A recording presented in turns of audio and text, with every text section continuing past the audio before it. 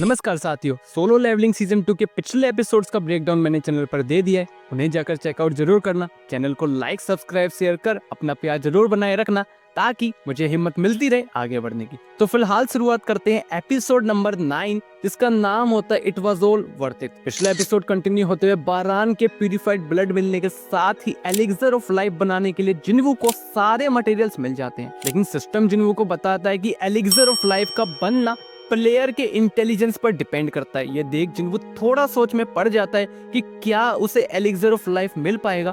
जिन्वू try करता है और उसे एलिक्सर ऑफ लाइफ मिल जाता है, लेकिन जिन्वू फिर सोचता है कि क्या ये एटर्नल स्लम्बर को ठीक कर सकता है। जिन्वू फिर बारान के ड्रैगन की शैडो को एक्सट्रैक्ट करता है और उसका नाम काइजल रखता है। ये देख एसल कहती है इसकी मदद से अब वो घर जल्दी जा सकते हैं, फिर वहाँ पार्टी करेंगे। जिन्वू अभी भी सोच में होता है कि उसे ये एलिक्सर ऑफ लाइफ जल्द ही यूज करना होगा और वो देखता है कि उससे एक न्यू स्किल मिली है, शैडो एक्सचेंज। जिन्वू अपने शैडो से अपनी जगह बदल सकता है जहां पर भी वो हो, इसलिए जिन्वू एसल को अकेले ही जाने को बोलता है और बोलता है अगर किस्मत ने चाहा तो फिर मिलेंगे। और जिन्वू अभी सिटी में पेट्रोलिंग कर रहे सोल्जर से अपनी जगह बदल लेता है। जिन्वू देखता है कि एक बार स्किल यूज करने के बाद 3 घंटे लगते हैं दोबारा यूज करने के लिए।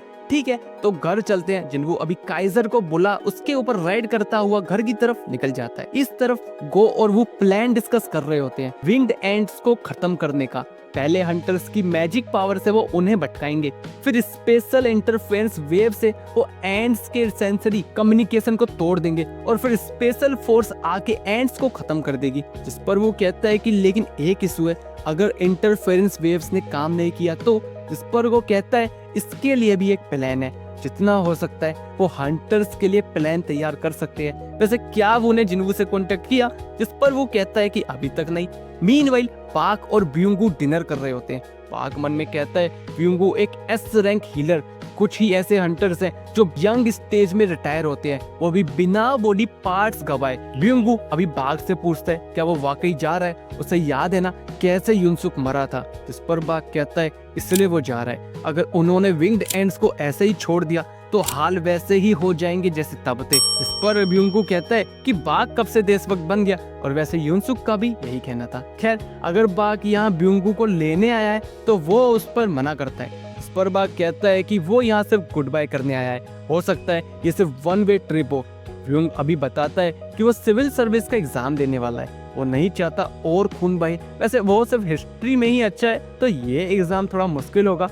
ब्यूंग कहता है ऐसे ही जिंदगी होनी चाहिए जैसी अभी है, और लड़ाई को सिर्फ इतिहास तक ही रहना चाहिए। इस पर बाघ सोचता है काफी कम हंटर्स हैं जो मैजिक बीट्स से लड़ना नहीं चाहते, लेकिन लड़ाई तो अब एक रूटीन बन चुका है। क्या यही कंडीशन होती है दी अवेकनिंग की? मीनवाइल जिन्वू अपनी माँ के पास होता है। उसकी माँ के गले पर ये जले का निशान ये जिन्वू की वजह से है। जिन्वू इतने समय से लड़ता जा रहा है सिर्फ इसी पल का इंतजार करने के लिए। पता नहीं क्या होगा जब उसकी माँ इस पोषण को पिएगी, लेकिन सिस्टम ने जिन्वू को काफी कुछ ऐसा दिखाया है जो जिन्वू ने कभी सोचा भी नहीं था। जिन्वू भरोसा कर सकता है सिस्टम पर। जिन्वू अपनी माँ को पोषण पिलाता है और बैठ जाता है, कहता है कि उठ जाओ, वो लड़ रहा है जब से सिर्फ वो इसी दिन का इंतजार कर रहा है। जिन्वू तभी देखता है कि उसकी माँ उठ चुकी है। वो कहती है तुम पक्का जिन्वू हो, कितने साल से सो रही थी वो? इस पर जिन्वू 4 साल बोलता है और रोने लगता है। उसकी माँ जिन्हा के बारे में भी पूछती है। इस पर जिन्वू कहता है कि ठीक है वो। अभी उसकी माँ कहती है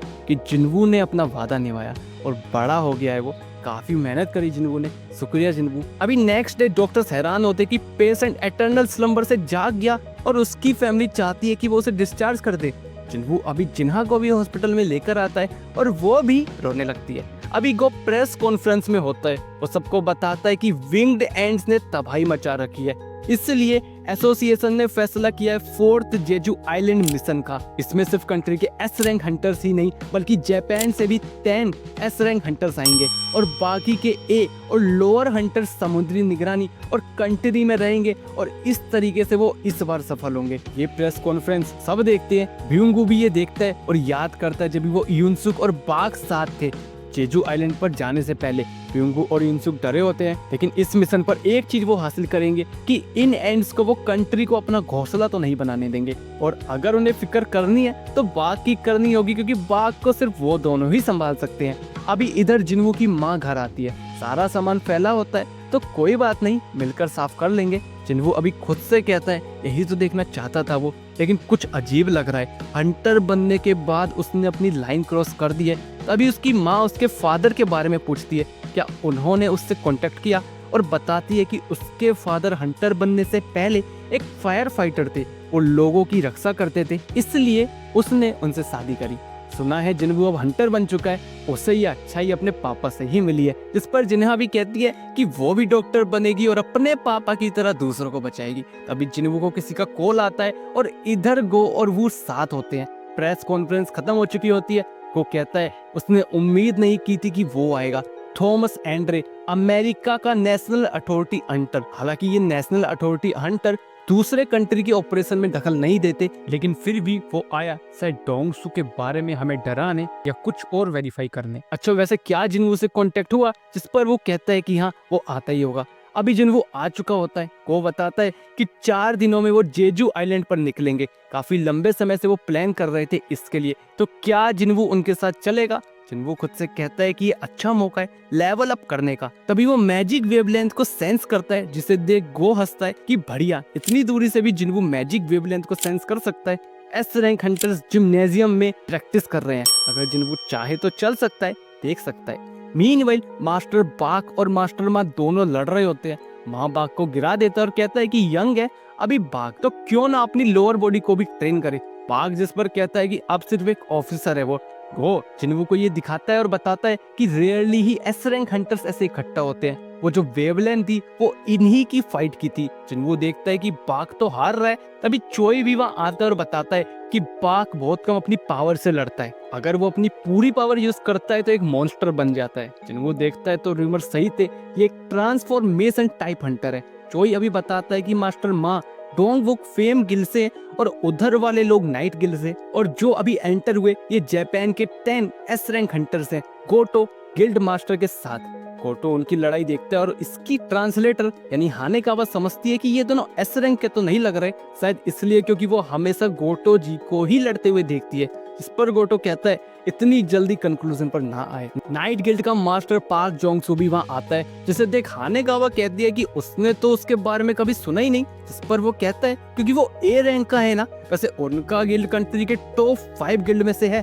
गोटो अभी कहता है तो सभी हंटर्स यहाँ हैं तो एक फ्रेंडली मैच करते हैं। वो कहता है सही है, लेकिन मेज टाइप हंटर्स को इस फाइट से जज करना मुश्किल है और नॉन कॉम्बैट हंटर्स भी इस फाइट से दूर रहे। पाक कहता है तो ठीक है, सिर्फ एस रैंक हंटर्स जो कॉम्बैट टाइप हो वही पार्टिसिपेट करेंगे, तो जो पहले गिरेगा या जिसकी कलाई पकड़ी जाएगी और पीठ टच होगी वो हार जाएगा। 1-on-1 नहीं, टीम बैटल करेंगे, क्योंकि टीम बैटल ही करनी होगी उन्हें जेजू आइलैंड पर। इसलिए अभी एक टीम में बाक, मा, चा और हंटर लिम होंगे और एक तरफ टाबाटा, कुमामोटो, होसिनो और टानका होंगे। और इसी के साथ एपिसोड खत्म हो जाता है। एपिसोड कैसा लगा कमेंट बॉक्स में जरूर बताना, अच्छा बुरा वो भी अपना फीडबैक जरूर देना। एफर्ट्स अच्छे लगे तो लाइक सब्सक्राइब शेयर जरूर करना और मिलते हैं नेक्स्ट वीडियो में, तब तक के लिए धन्यवाद।